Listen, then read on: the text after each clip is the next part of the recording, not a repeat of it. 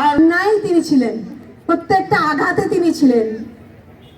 আমরা মায়ের ডাকের পক্ষ থেকে বলতে চাই, আমাদের সাথে আজকে যারা আছেন সম্মানিত ব্যক্তিবর্গ, আমাদের যারা গুম ছিলেন হাসিন ভাইয়ের মতন, যারা UN coordinate officer, Bangladesh resident coordinate officer Huma Khan, যিনি সর্বদা আমাদের পাশে ছিলেন, আমাদের এবি পার্টির ফুয়াদ ভাই থেকে শুরু করে আমরা বিএনপি পরিবার এবং আরও যে মানবাধিকার সংগঠনগুলো, এবং আজকের বিশেষ যে আয়োজন আমাদের মুশফিকুর রহমান জোহান, যে তরুণ বয়সে আরও 5 বছর আগে জোহান শুরু করেছিল তার আলোকচিত্রী, তার ছবির মধ্যে ক্যামেরার মধ্যে বন্দি করে রেখেছিল আমাদের যেই গুমের ব্যথা, প্রত্যেকটা পরিবারের যেই আশঙ্কা, প্রত্যেকটা পরিবার যেই ভয়ঙ্কর রকম আশা নিয়ে বেঁচে থাকতো, সেই আশাগুলো সে যে ক্যামেরা বন্দি করেছে, সেই আলোকচিত্র প্রদর্শনীর যে আয়োজন আজকে, আমরা আমাদের তরফ থেকে আন্তরিকভাবে জোহানকে ধন্যবাদ জানাই। 1 বছরে বাংলাদেশের যে গণ অভ্যুত্থান হলো, আমি আজকেও সেই একই জায়গায় দাঁড়িয়ে আমাকে কেন জিজ্ঞেস করতে হয়, আমাকে কেন জানতে হয় আমার ভাই আয়না ঘরের কোন সেলের মধ্যে ছিল। আমার ভাই সহ সব ভাইদেরকে আয়না ঘরের যে সিক্রেট ডিটেনশন সেলের কোন দেয়ালের মধ্যে খুঁজলে আমি পাবো সেখানে আমার ভাইয়ের একটা আঁচড় ছিল কিনা। কোথায় গেলে জানতে পাবো এখনো কেন আমাদের বুকে পাথর বেঁধে দাঁড়িয়ে থাকতে হয়। আমরা নতুন বাংলাদেশে এসেছি, আমরা একটা যুদ্ধ করে পার হয়ে এসেছি, তাহলে আমরা কোন অবস্থায় আছি যে আজকেও আমার সাথে আমার ভাইয়ের মতো হাজারো পরিবার, আমার মা 75 বছর বয়সী আমার পাশে যে হাজেরা খাতুন, তাকে কেন আজও আমরা জবাব দিতে পারি নাই, মা তোমার সুমনের সাথে কি হয়েছিল ওই সিক্রেট ডিটেনশন সেলে। আমরা 1 জুলাই দেখেছি, এই জুলাইয়ের মধ্যে দিয়ে, এই নির্যাতনের মধ্যে দিয়ে, এই অত্যাচারের মধ্যে দিয়ে আমরা বিগত 17 বছর পার করেছি।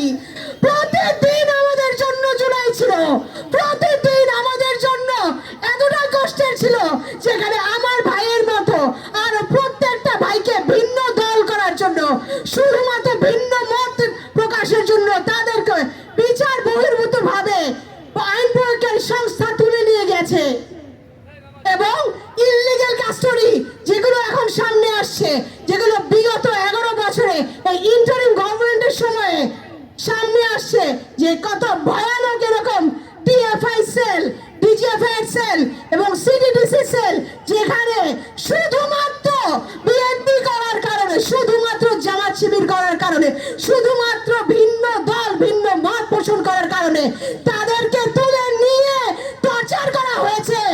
আজকেও 1 বছর পরে কেন আমাদেরকে এই জবাব এখানে দাঁড়িয়ে খুঁজতে হচ্ছে? আমাদের জন্য আর 1টা জুলাই যদি লাগে, আর একটা গণঅভ্যুত্থান যদি লাগে, আমরা প্রস্তুত আছি। আমরা প্রত্যেকটা পরিবার, বাংলাদেশের আপামর জনগণ যে ট্রমার মধ্যে দিয়ে যাচ্ছি, খুনি হাসিনার যে সব অত্যাচার আমার ভাইদের উপরে করা হয়েছে, আমার ভাই সহ যারা গুম হয়েছে, যারা বিচার বহির্ভূত হত্যাকাণ্ডের শিকার হয়েছে, প্রত্যেকটা অন্যায়ের, প্রত্যেকটা মানবতা বিরোধী অপরাধের বিচার আমরা সামনে আনবো এবং প্রত্যেকটা সত্যকে সামনে আনবো। এই সত্যগুলোকে এখনো পর্যন্ত বাধা দেওয়া হচ্ছে, বাধা প্রদান করা হচ্ছে তাদের নামগুলো সামনে আনতে। আমরা পরিষ্কার বলে দিতে চাই, ইউনিফর্মকে, ওই বাউন্ডারিকে, ওই ব্যারাককে, ওই সেনানিবাসকে আমরা ভয় পাই না। আমরা এখনো যতদিন বেঁচে থাকবো, একটা ভাই যারা গুম আছেন, যাদের সন্ধান আমার মায়ের মতো প্রত্যেকটা পরিবারের কাছে পৌঁছায় নাই, যতক্ষণ না পৌঁছাবে আমরা সেই বাংলাদেশ বিনির্মাণ করব, যেখানে আমরা সত্য টেনে বের করে আনবো। প্রত্যেকটা যাওয়া পরিবার এবং যারা বিচার বহির্ভূত হত্যার শিকার, তাদের পক্ষ থেকে আমরা গুমের যেইগুলো রিপোর্টকৃত ঘটনা আছে এবং নিরপেক্ষ বিশ্বাসযোগ্য তদন্ত যেন শুরু করতে পারে রাষ্ট্র, সেই পূর্ণ সহযোগিতা যেন নিশ্চিত করে, আমরা সেই দাবি রাখছি। এদের সন্ধানে আন্তর্জাতিক মানদণ্ড অনুসারে একটি জাতীয় কার্য প্রক্রিয়া যেন গঠন করা যায়, যার নিরপেক্ষ বিশেষজ্ঞদের নেতা দ্বারা পরিচালিত হবে এবং যার সকল সিক্রেট ডিটেনশন সেলগুলা এবং সাক্ষ্য প্রমাণগুলা সকল কিছুতেই মানে যাদের দরকার তাদের প্রবেশাধিকার দেওয়া হয়। আমি ধন্যবাদ জানাই। আমার মামলা নিঃশর্তে প্রত্যাহার করতে হবে। রাজনৈতিক উদ্দেশ্য প্রসূত আইনি হয়রানি বন্ধ করতে হবে। ব্যক্তিগত বিষয়াদি পরিচালনার আইনি অধিকার পায় তা নিশ্চিত করতে হবে এবং এর মধ্যে অভিভাবকত্বের অধিকার ও ক্ষতিপূরণ প্রাপ্তির ব্যবস্থাও অন্তর্ভুক্ত। আমাদের গুম থেকে যেই ভাইরা ফেরত এসছেন এবং যারা এখনো যাদের সন্ধান আমরা পাইনি তাদের পরিবারদের জন্য একটি সুরক্ষা কাঠামো প্রণয়ন করতে হবে, যার মধ্যে থাকবে সামাজিক সহায়তা, আইনি সহায়তা ও ভয়ভীতি প্রদর্শন বা নজরদারি থেকে সুরক্ষা। সন্ত্রাস বিরোধী আইনের অ্যান্টি টেররিজম অ্যাক্টের অপব্যবহার রোধে অবিলম্বে কিছু সংস্কার আনতে হবে, যাতে এটি রাজনৈতিক প্রতিপক্ষ, সিভিল সোসাইটির সদস্য ও নিরপরাধ নাগরিকদের বিরুদ্ধে ব্যবহার না করা হয়। যেসব নিরাপত্তা বাহিনী, র্যাব, ডিজিএফআই এবং আরও যারা আছেন যারা গুম ও বিচার বহির্ভূত হত্যাকাণ্ডে জড়িত তাদের বিলুপ্তি এবং পুনর্গঠন করতে হবে, বিশেষ করে যারা অসীম ক্ষমতার অপব্যবহার করে চলেছেন এখনও। যদি বিচার ব্যবস্থা পক্ষপাতদুষ্ট বা বাধাগ্রস্ত থাকে তাহলে আন্তর্জাতিক জবাবদিহিতার প্রক্রিয়া গ্রহণের প্রয়োজনীয়তা দাবি রাখছি আমরা।